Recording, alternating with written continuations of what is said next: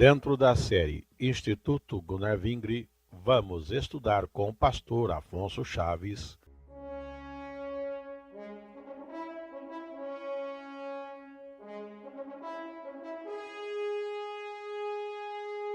o livro de Esther.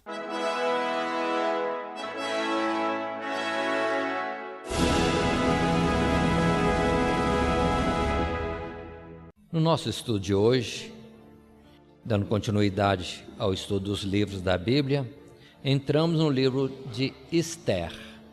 O livro de Esther encontra-se nas Sagradas Escrituras depois do livro de Neemias. Entretanto, queremos destacar que este livro, ou este registro, refere-se a eventos anteriores ao tempo de Neemias. Se colocarmos o livro de Esther dentro de um tema, vamos observar que se destaca o cuidado providencial de Deus. Deus providenciando alguma coisa em torno da sua obra, do seu povo e da sua vontade. Assim, o livro de Esther tem o seu acontecimento em torno de 480 anos antes de Jesus. De 480 anos até 460. No nosso estudo de Esther, vamos fazer da seguinte forma. Primeiro vamos estar resumindo a história deste livro e depois trazemos alguns destaques, encerrando aquilo que temos que ver no livro de Esther. Assim, com o tema o cuidado providencial de Deus, vamos dividir o livro de Esther em 4 partes. A primeira, envolvendo o capítulo 1 e parte do capítulo 2, a providência de Deus provendo uma rainha.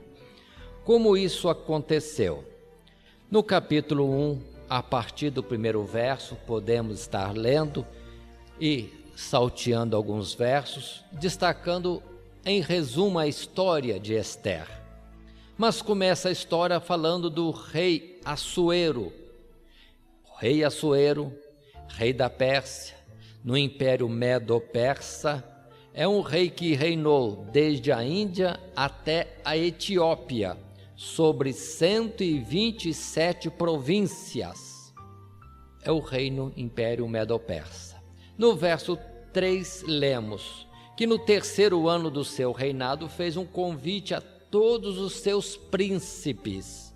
No verso 4, para mostrar as riquezas e a glória do seu reino.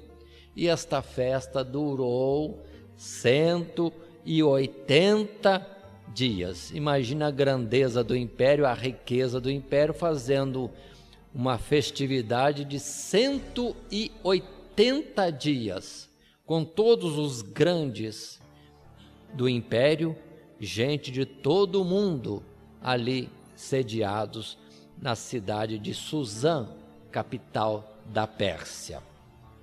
Se não bastasse isso, o verso 5 mostra para nós que, acabada esta festa, o rei fez outra festa por 7 dias, aí envolvendo todo o povo da capital, todo o povo da cidade de Suzã. Observem, um banquete ou festa de 180 dias, depois mais uma festa de 7 dias com toda a população da capital. E conta a história, no verso 9, que a rainha chamada Vasti também fez um banquete na casa real para as mulheres. Então imaginem que tínhamos festa na cidade para todos os homens, uma semana, e para as mulheres com a rainha 7 dias. E há um incidente, um acontecimento. O rei, alegre pelo vinho desses dias, deu uma ordem de que a rainha se apresentasse lá para que ele pudesse mostrar a sua esposa, a rainha, para todos os seus convidados, porque a rainha era deveras muito formosa. Queria-se, vamos dizer assim, engrandecer, mostrando a formosura da sua rainha, sua esposa. Mas aconteceu da rainha não atendê-lo, e houve este impasse. E o rei então reúne todos os seus sábios e questiona o que se deve fazer numa questão desta. A rainha contrariou o rei e não atendeu o chamado de se comparecer diante do rei.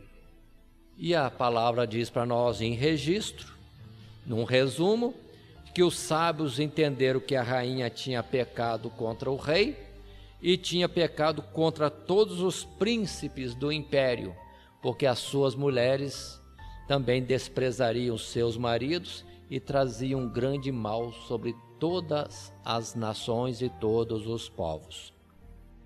Sem entrar nessa questão particular se é certo ou é errado, no momento, vamos partir para o fato de que os sábios decidiram que a rainha deveria ser deposta e depois se escolheria outra jovem que ocuparia o lugar de Vasti como rainha do império.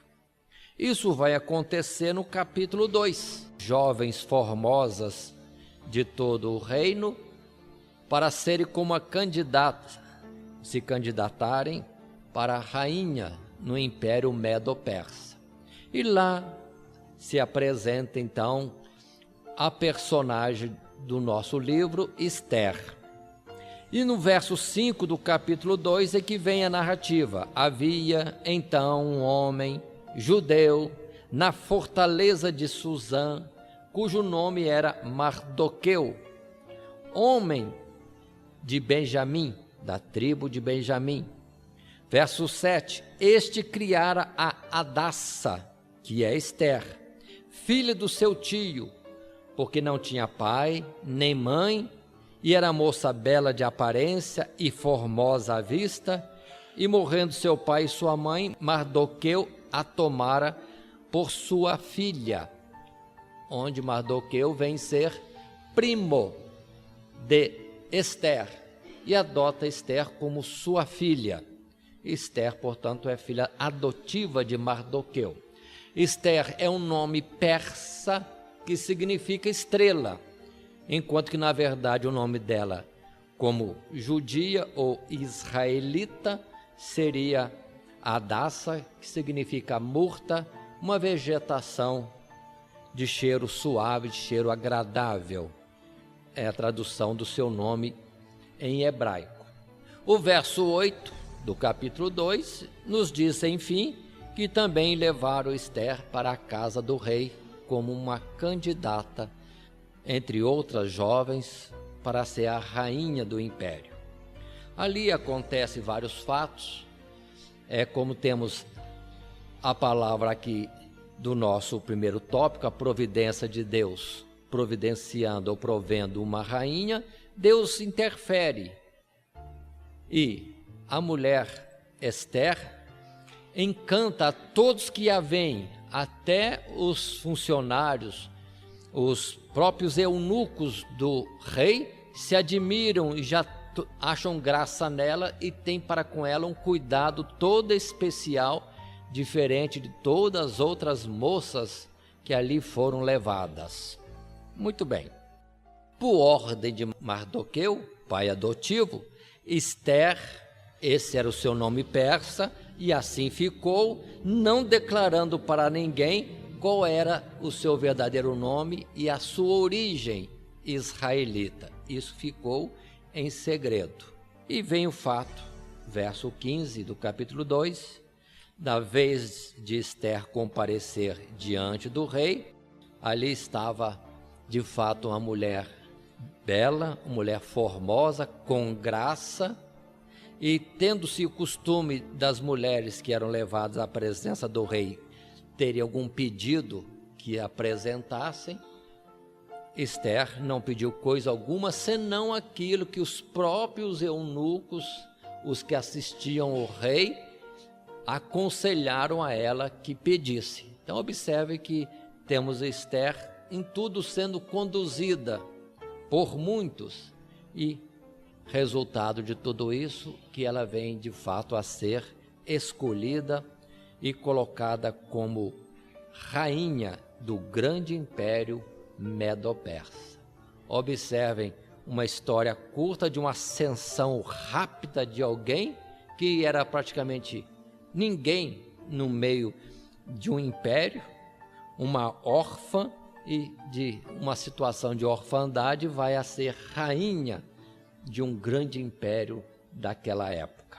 Muito bem, continua a história, entramos na segunda parte deste livro, que intitulamos A Providência de Deus no meio de uma trama. Isso vai desde o capítulo 2, verso 19, até o capítulo 4, verso 17.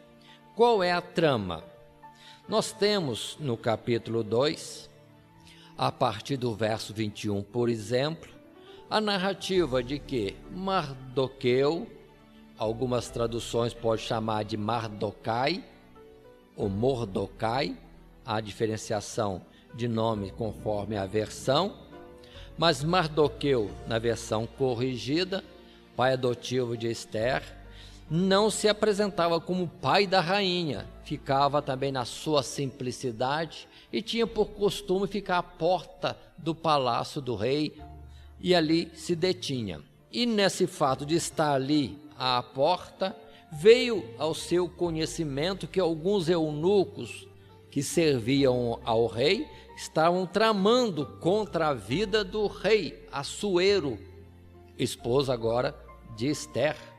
Muito bem, Mardoqueu conta para a rainha, sua filha adotiva, este fato. Esther passa para o rei, se investiga os fatos, comprova-se, vem a sentença contra os rebeldes e registra-se. Termina o verso 23 dizendo que isto foi registrado no livro das crônicas do rei. Passou, um fato desapercebido quanto a outras implicações. Capítulo 3. Os anos estão passando. Alguns anos passam. Esther como rainha. O cotidiano de Esther não se fala qual era.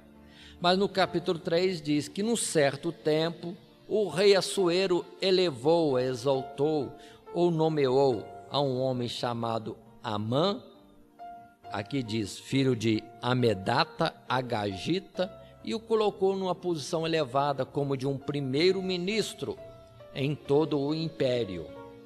A origem de Amã não se sabe de onde é.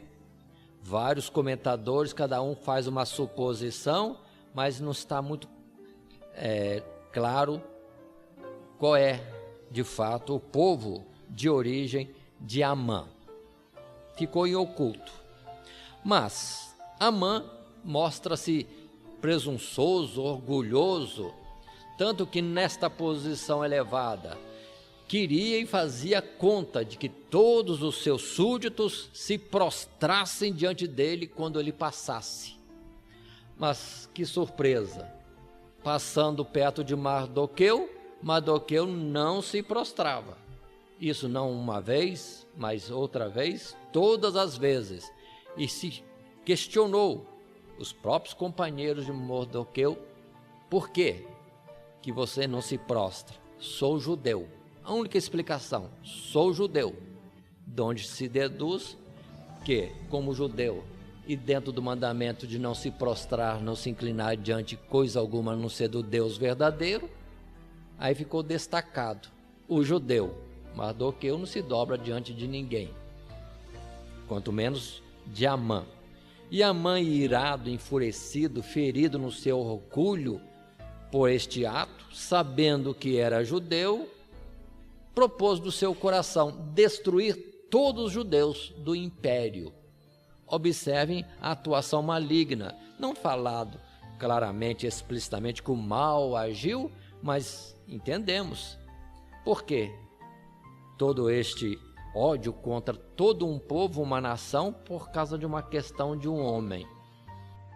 E passa-se o tempo, Amã aguardando a oportunidade, e diz aqui dentro do registro do livro de Esther que houve um dia chamado de Pur, dia da sorte. Não há explicação. Entende-se que coube como que por sorte, ou chegou a vez de Amã apresentar-se ao rei com alguma petição especial. E Amã vai já com a petição especial. Há um povo diferente no império, costumes diferentes, e não convém viver no meio dos outros povos. E o pedido de Amã foi simples, um decreto real para que todos os judeus, todos os israelitas, fossem simplesmente mortos, e aqueles que os matassem ficassem com seu despojo.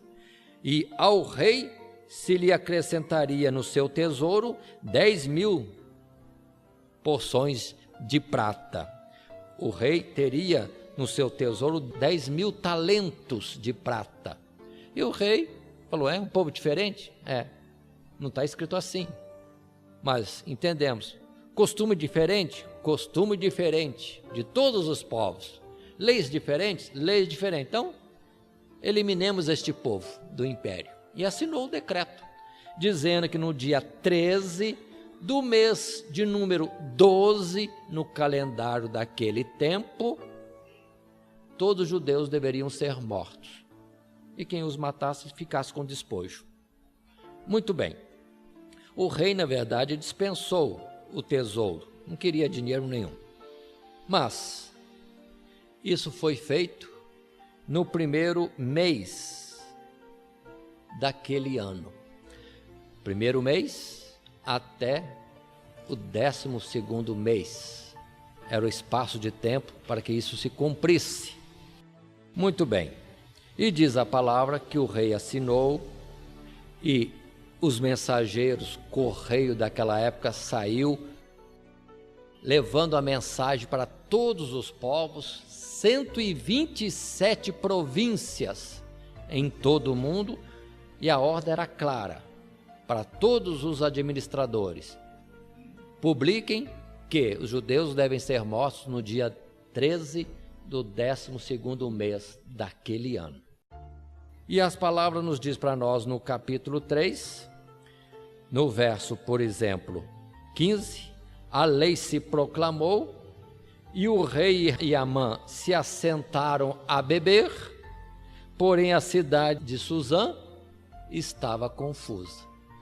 Há uma ordem desse tipo, ainda que o rei e Amã estivessem muito bem, mas já mostra que houve perturbação, toda a cidade ficou em confusão.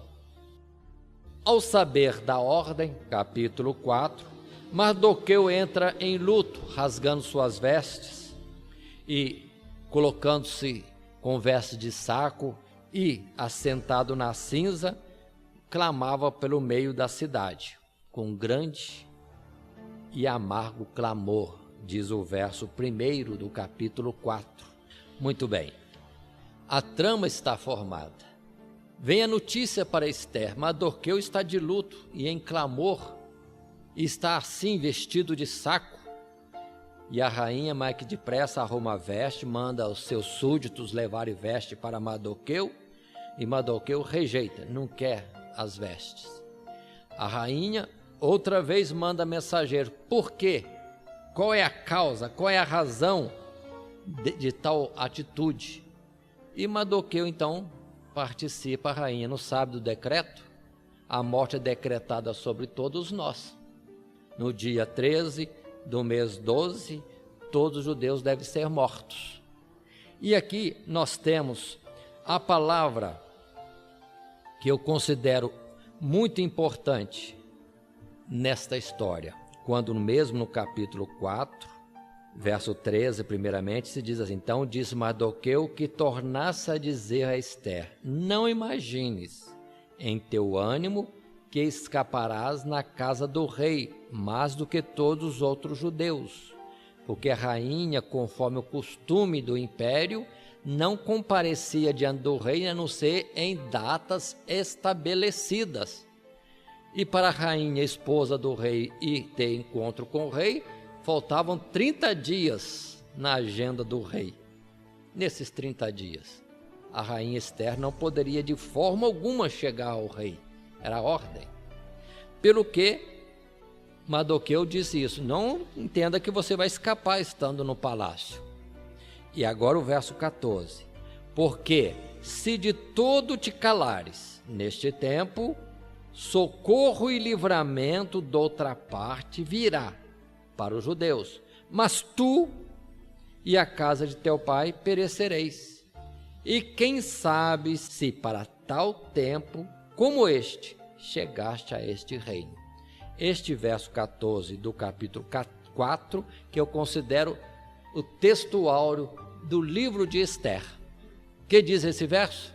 Mardoqueu disse: se a rainha se calasse, pereceria, mas que Deus providenciaria algum livramento, providenciaria, ainda que a palavra Deus não é citada em momento algum, porque ele disse: porque se de todo te calares neste tempo, socorro e livramento de outra parte virá para os judeus.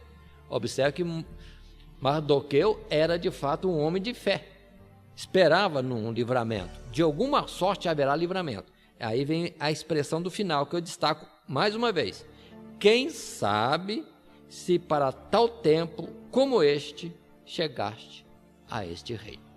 Essa era a providência que Mardoqueu entendeu. Ninguém sabia dos planos, ninguém sabia o que ia acontecer no passar dos anos. Poderia a rainha Esther estar satisfeita, alegre e honrada, até vaidosa com a sua posição, e aquilo já correndo anos, mas observem, algo estava em trama, e Mardoqueu entendeu: é para este tempo que você foi elevada à posição de rainha. Aqui está, um livro de Esther. Qual é a razão? Para um tempo e para uma ação. Continuando, temos no verso, ou capítulo 4, versos seguintes, que a rainha se dispõe: está bom, eu vou falar ao rei, só que todos os judeus entrem em jejum por 3 dias. Eu e as minhas servas também entraremos em jejum 3 dias. Passado este tempo, eu entrarei na presença do rei. E a sentença era uma só: entrou na presença do rei sem ter a autorização chamada para isso, era a morte certa, a não ser que o rei estendesse o cetro de ouro para a pessoa, como que autorizando no momento, aí a pessoa vivia. A rainha se propôs, depois de um período de jejum, sim, observe que não fala jejum e oração, clamor a Deus, não usa a palavra Deus aqui, fala jejum. Depois desse tempo de jejum, ela entraria à presença do rei, se expondo ao que acontecesse. E assim se fez. No capítulo 5, como rainha Esther era cheia de graça, naturalmente entendemos, graça também da parte de Deus, o rei estendeu para ela o cetro, não houve morte. Ainda o rei disse para ela, naturalmente entendendo que ela se expôs a uma posição, a situação de morte, porque tinha algo sério para falar com o rei: qual é a tua petição? Aquela famosa frase: qual o teu requerimento? Até metade do reino se te dará.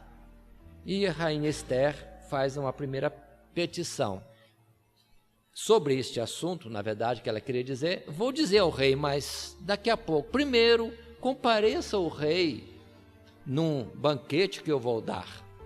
E o rei concordou: vou estar no banquete. E se fez então um banquete, o rei compareceu, e outra vez o rei pergunta para a rainha Esther: qual é a tua petição? Qual o teu requerimento? Até metade do reino se te dará. E a rainha fez: olha, venha ao banquete que amanhã vou preparar, o rei e o primeiro-ministro, ou o Amã, aquele homem exaltado no império, e lá direi a minha petição. E o rei concedeu: tá bom, amanhã. E mandou intimar Amã: Amã, a rainha tem um banquete e nós devemos estar presentes.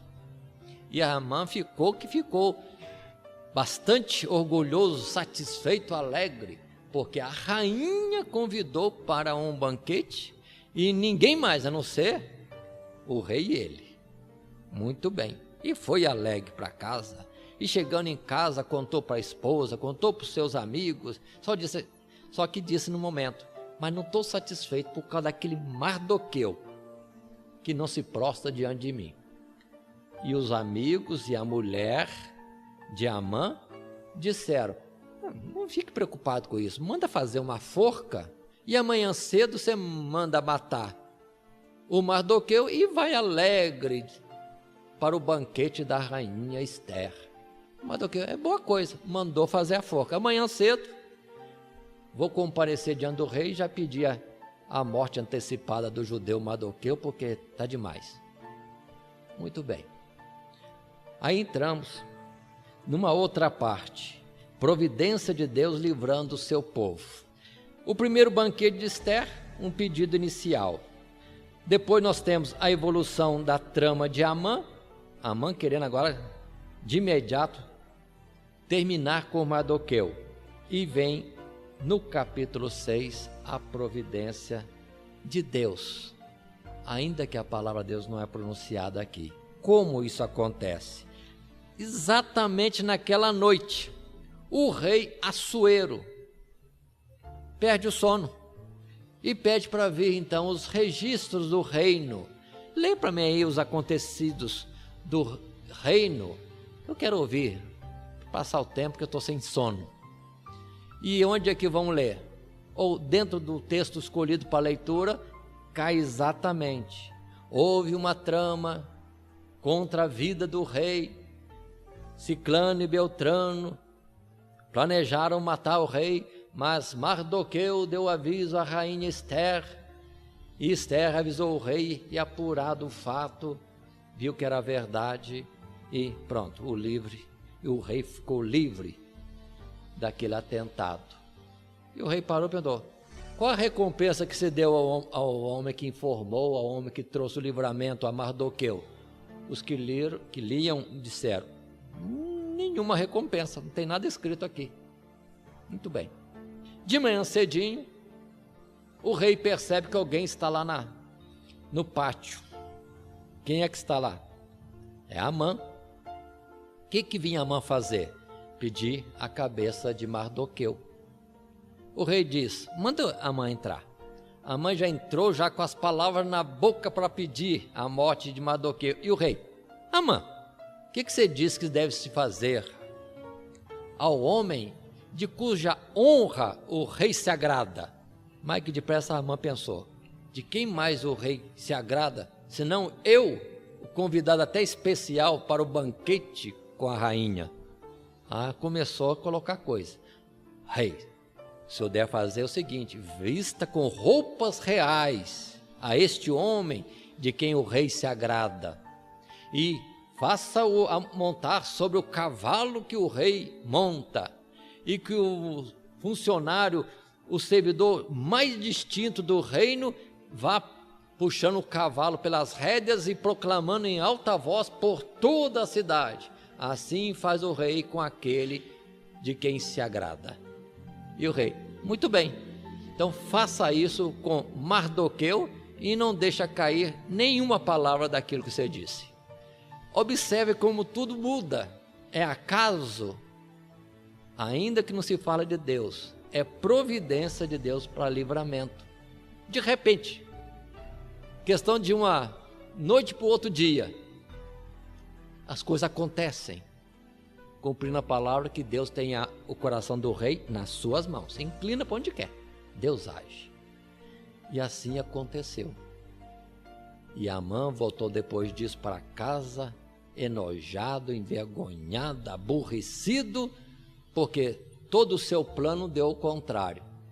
E observe que aquele que queria a morte teve que fazer a honraria deste que tinha como réu. Deus inverteu tudo. Muito bem. Quando ele está em casa apresentando a queixa, a lamúria para sua esposa e seus companheiros, amigos, já vêm os servidores do palácio, os eunucos, apressando-o para que está na hora do banquete da rainha. E lá vai Amã para o banquete da rainha. Muito bem. Entramos assim no capítulo 7. É o segundo banquete agora de Ester, quando então é denunciada a trama de Amã. Dá-se início ao banquete, vamos assim dizer. Outra vez o rei diz no verso 2 do capítulo 7: qual é tua petição, rainha Ester? E se te dará? E qual é o teu requerimento?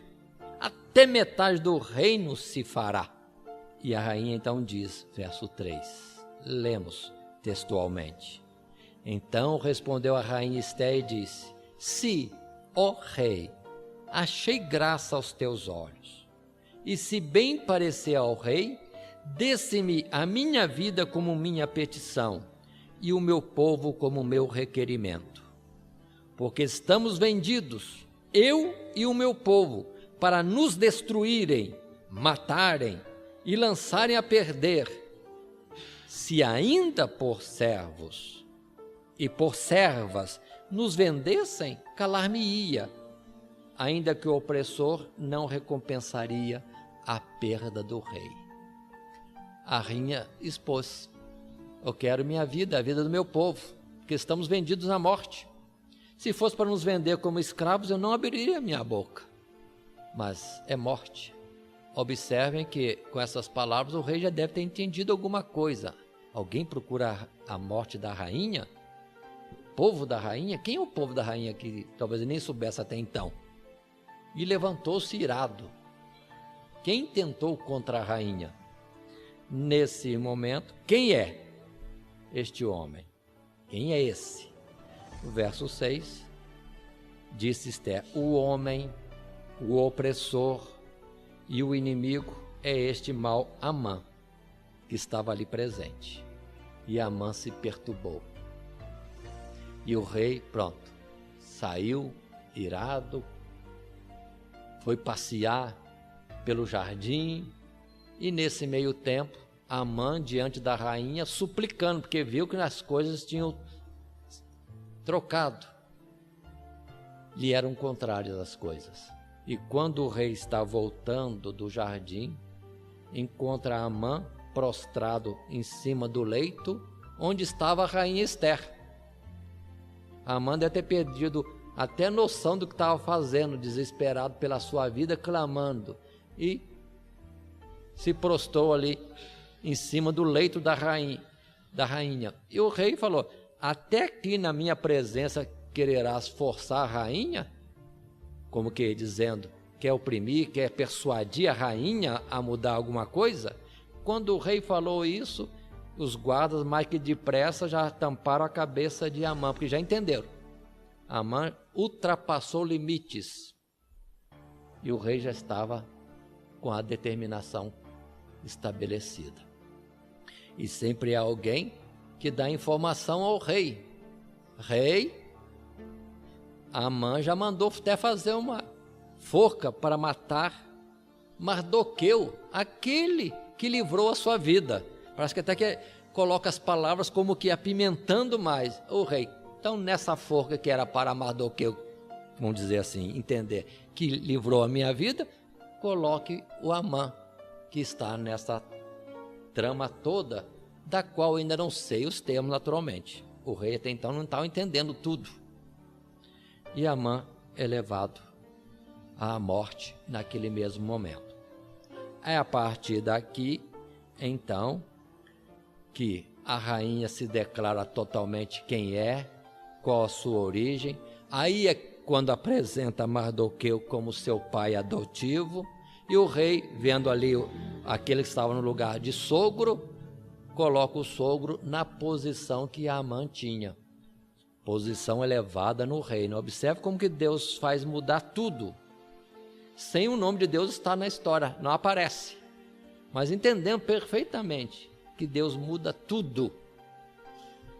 E Mardoqueu, de uma pessoa que ficava à porta do palácio, passa a ser aquele que está assistindo na presença do rei.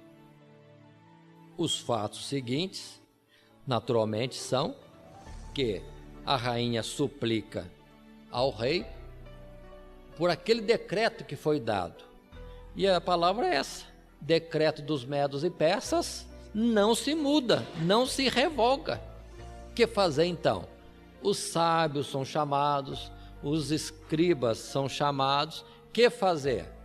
Concordo então numa outra palavra: faça-se um novo decreto, não anulando aquele, outro decreto, e que nesse decreto se dê aos judeus, aos israelitas, a liberdade de se defenderem. Os judeus agora podem se defender dos seus inimigos. O primeiro decreto era para matar todos os israelitas, todos os judeus. Um segundo decreto: os judeus têm direito de se defender. Muito bem.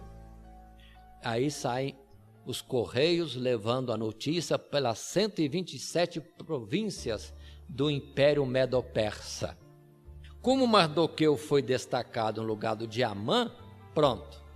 Todos os administradores agora sabiam quem é, vamos dizer na nossa palavra de hoje, o primeiro-ministro do grande Império Medo-Persa. Mardoqueu, pai da rainha Ester. Quando então todos os administradores das províncias recuaram e temeram, por causa da grandeza em que estava exaltado Mardoqueu, pai da rainha Ester, que era israelita. Aí muda-se tudo. Observe esse particular: muda-se tudo. Os próprios funcionários do império agora vão ajudar os judeus a se defenderem dos seus inimigos. E chega então a data aprazada, 13, dia 13, do 12º mês daquele ano, quando inimigos se levantavam contra os judeus ou israelitas por todo o mundo. Os israelitas estavam já preparados para se defender, ainda com o apoio dos próprios administradores do Império Medo-Persa, porque todos temiam e tinham em conta e respeito a pessoa de Mardoqueu. Aí está a história. No capítulo 8, quero destacar que isso sucedendo, verso 16, para os judeus houve luz e alegria e gozo e honra. No verso 17 temos uma palavrinha que considero importante: muitos se fizeram judeus. Muitos se fizeram judeus. Observe em particular umas poucas palavras perdidas neste livro. Muitos se fizeram judeus. Um modelo perfeito de uma evangelização e uma salvação de muita gente em todo o mundo. Eram os chamados prosélitos, os convertidos ao judaísmo. Naquele tempo, eram pessoas que deixavam as suas crenças, os seus ídolos, e tomavam o Deus de Israel, Jeová, como seu verdadeiro Deus. O Deus de Abraão, Isaque e Jacó era agora também o Deus de muitos em todo o império. Vendo essa mudança, vendo a repercussão e a posição dos israelitas no império, se tornaram judeus também. Continua a palavra indo mais à frente.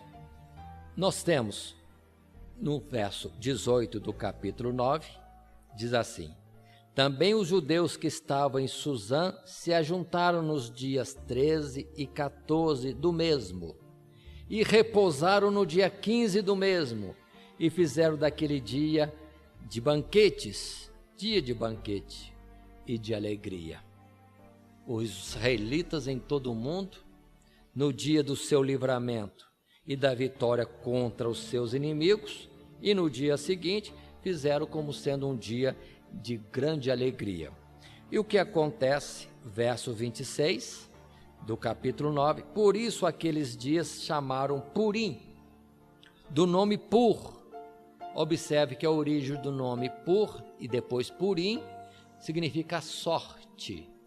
Se antes a sorte do povo de Israel era para a morte, houve uma mudança.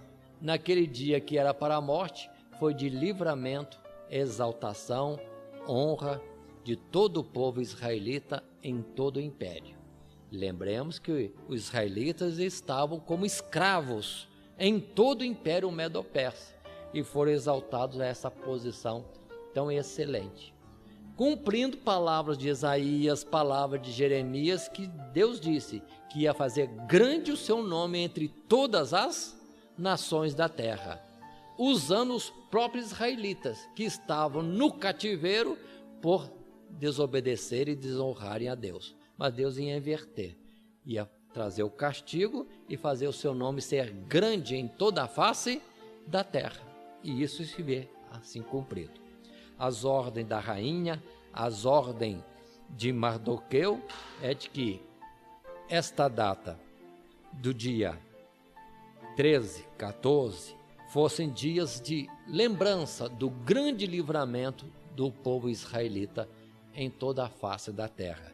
Dia que chamaram Purim, que deveria ser constantemente, ano a ano, comemorado. O que temos no capítulo 10 encerra essa história, dizendo tão somente que Mardoqueu auxiliava o rei Assuero no império, e o império se enriqueceu em tributos. Mardoqueu se engrandeceu mais e mais em todo o império Medo-Persa, na Média e na Pérsia. E Mardoqueu foi grande para com os judeus, agradável para com a multidão de seus irmãos, é o último verso do livro de Esther, procurando o bem do seu povo e trabalhando pela prosperidade de toda a sua nação. Para quem liga fato com fato, observe que em tempos anteriores já foi dito, quando Deus falou a Daniel, que haveriam reis sobre a Pérsia e um deles seria enriquecido grandemente. E pode ser justamente este rei. Com isso, nesse final, nós tivemos a nossa quarta parte, que é a elevação de Mardoqueu dentro do Império Medo-Persa. Voltando agora a algumas considerações no livro de Esther. Primeiro, nós queremos destacar no capítulo 1 e capítulo 2. O fato do rei chamar a rainha Vasti para se apresentar, se é certo ou errado, isso não está em cogitação. O que Deus tem que operar, Deus opera sobre todas as situações. Deus sabe usar os costumes, certos ou errados, bons ou não bons, dos povos para que o seu projeto se concretize. Tudo isso aqui, ainda que não se veja o nome de Deus, vemos Deus atuando, dando providência para que algo aconteça no sentido da sua vontade, que é livramento do seu povo, engrandecimento do seu nome e salvação de muitos em todo o mundo. Então, questão da Vasti, do rei Assuero, não considere. Alguns chamam este rei Assuero, que é um nome hebraico, de Xerxes. Ele também é conhecido na história, quando se relaciona com os gregos, porque entre os gregos ele era conhecido como Xerxes. O difícil na Bíblia é que Deus não dá destaque a alguns particulares de interesse da história geral, porque Xerxes, há vários Xerxes, vários reis com o mesmo nome, como Dario, vários nomes de rei Dario, no Império Medo, no Império Persa. Qual deles é? Não se sabe precisamente. Mas o final desse capítulo 1, o importante é que Esther seria rainha. Observe que dos livros da Bíblia, este é o segundo livro que tem o nome de uma mulher. O outro foi Ruth. E aqui temos Esther. Outra providência que vemos, uma trama para matar o rei, e Mardoqueu, justamente Mardoqueu fica sabendo, e aquilo fica em oculto. Alguma recompensa, alguma honraria, aquele que livrou o rei da morte, ficou em oculto, desapercebido, para só ser destacado e aparecer no momento exato, quando Mardoqueu estava prestes a ser enforcado por Amã. Providência de Deus. Além da própria rainha Esther, cuja beleza, cuja formosura, cuja graça encantava todo mundo pelo caminho. Observe, a beleza dela era dela ou era de Deus? Então, o que Deus quiser fazer com cada um de nós, Deus pode fazer em todo sentido. Mas mais excelente do que a formosura é a graça diante dos olhos dos homens e de Deus também. Porque a formosura, diz a palavra de Provérbios, passa, mas aquela que teme ao Senhor, em todo tempo, esta é louvada. Continuemos vendo alguns detalhes de providência no próprio fato da rainha ser uma pessoa humilde. Esther, como rainha, parece ser a mesma filha obediente o tempo todo. O que Mardoqueu falava com ela, ela procurava atender. Nunca teve a presunção de ser rainha e desprezar o pai adotivo, a nação, os costumes, a religião, nada.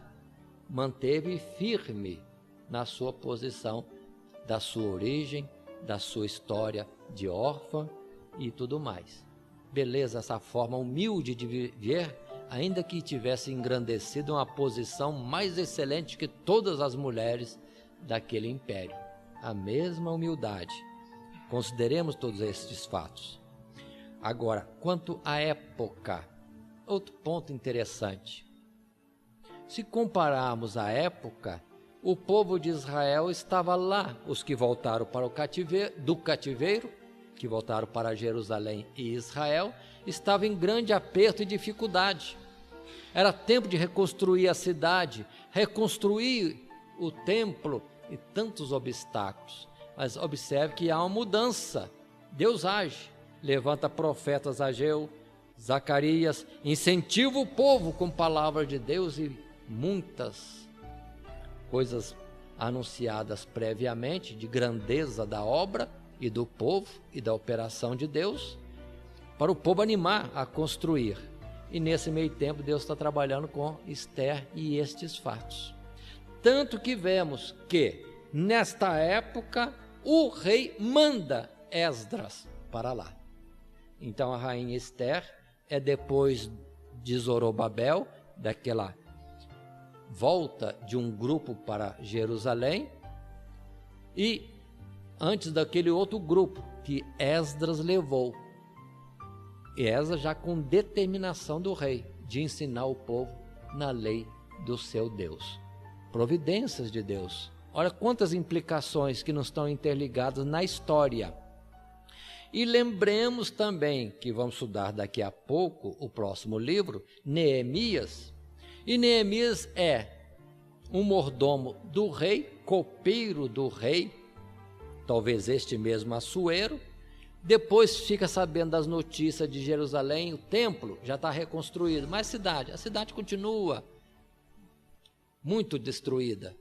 Os muros estão derribados, etc, etc. E temos um Neemias no Palácio Real, que vai se condoer pela nação e pela cidade de Israel, em Jerusalém, e vai pedir ao rei autorização para ir construir o muro. Mas quando lemos Neemias, tem um versículo que diz lá que Neemias apresentou a sua petição ao rei, estando a rainha ao seu lado. Por que esse destaque? Estando a rainha ao seu lado. Será que era a própria Esther? Então observe que houve no tempo do império, e nesta ocasião de Assuero, Xerxes, rainha Esther, situações que levavam a pessoas estarem a favor ou sendo favorecidas pelos israelitas. E Neemias é mandado, vá e construa, e que se lhe dê o que é necessário para a construção dos muros de Jerusalém e para se firmar as suas portas. Então observe, irmãos, no nosso estudo de Esther, não é somente uma história, um romance. Tem muita coisa, ainda que o nome de Deus não seja pronunciado, citado diretamente, mas percebemos nitidamente, de uma forma notória, atuações surpreendentes que é tão somente atribuídas a Deus. Não é acaso, não existe acaso, existe mesmo uma atuação de Deus. Pelo que percebemos na atuação de Mardoqueu, a forma de Deus agir. Aborrecer Amã, não adorando a ele, não se prostrando diante dele, tudo isso não vão atribuir questões particulares de erro ou acerto, não. A honra pertence a Deus. Ele provoca situações para que ao final o seu povo seja livre e se cumpra o seu desígnio. Assim, o livro de Esther precisa ser considerado com mais cuidado, porque mostra dentro de um quadro geral comparativo com a época e os fatos que aconteciam, envolvendo Zorobabel, Esdras, Neemias, a grandeza de Deus nos seus cuidados, muitas vezes ocultos, mas Deus age. Deus nunca está ausente.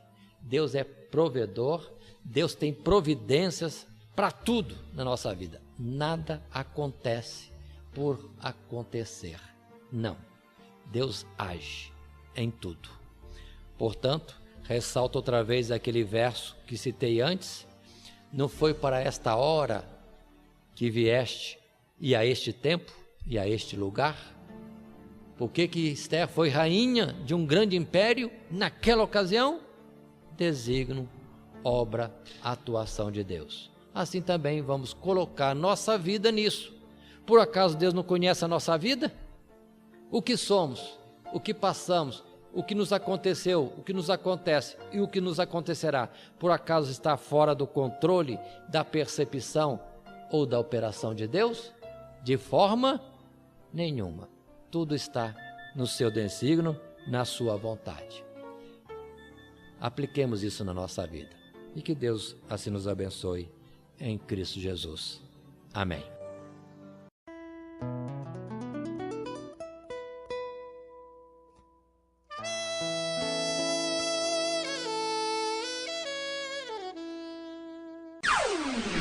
Todo dia, toda hora, muito mais prazer em ouvir. Radionet Grata Nova. O Web Rádio, a qualidade que faz a diferença, cada vez mais necessária. Rede Grata Nova de Evangelização. Acesse nosso site www.horadadecisão.com.br. Hora da Decisão, tudo junto, sem acento.